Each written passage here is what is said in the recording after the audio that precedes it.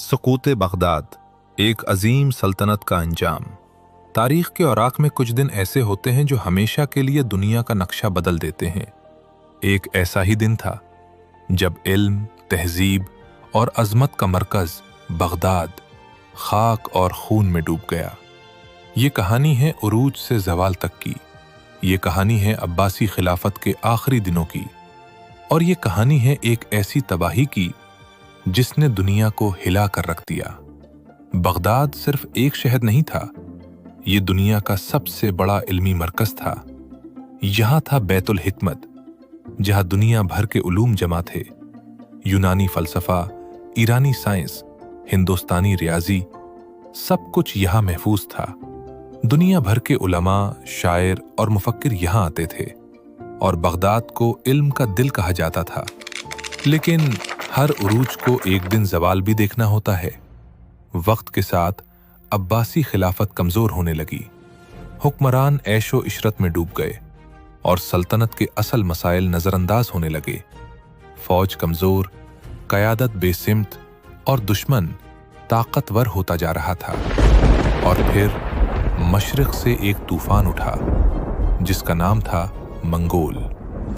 چنگیز خان، ایک ایسا نام جس نے آدھی دنیا کو فتح کر لیا۔ اس کی فوج بے رحم، تیز اور ناقابل شکست تھی۔ شہر کے شہر جل گئے، لاکھوں لوگ مارے گئے، اور جو بچا وہ صرف خوف تھا۔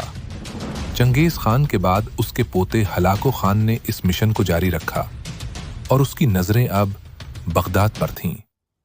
ہلاکو خان نے بغداد کے خلیفہ المستعصم کو پیغام بھیجا، سر جھکا دو یا تباہی کے لیے تیار ہو جاؤ۔ لیکن خلیفہ حقیقت کو سمجھ نہ سکا، اور اس نے مزاحمت کا فیصلہ کیا، بغیر تیاری کے، بغیر حکمت عملی کے۔ 1258 عیسوی، وہ سال جب تاریخ بدل گئی۔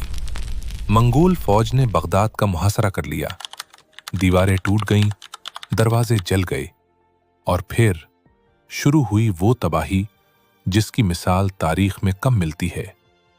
کتابیں دریائے دجلہ میں پھینک دی گئیں۔ کہا جاتا ہے پانی سیاہ ہو گیا، سیاہی سے اور پھر سرخ خون سے۔ بیت الحکمت جلا دیا گیا۔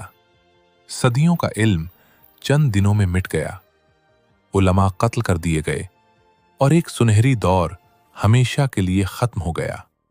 خلیفہ المستعصم گرفتار ہوا، اور پھر اسے ایک قالین میں لپیٹ کر گھوڑوں سے رون دیا گیا۔ یہ تھا ایک عظیم خلافت کا انجام۔ بغداد کا سقوط صرف ایک شہر کی تباہی نہیں تھا، یہ ایک سبق تھا کہ جب قومیں علم چھوڑ دیتی ہیں، جب حکمران غفلت میں ڈوب جاتے ہیں، اور جب اتحاد ختم ہو جاتا ہے، تو پھر تاریخ خود فیصلہ سناتی ہے۔ آج بھی یہ سوال باقی ہے، کیا ہم نے تاریخ سے کچھ سیکھا؟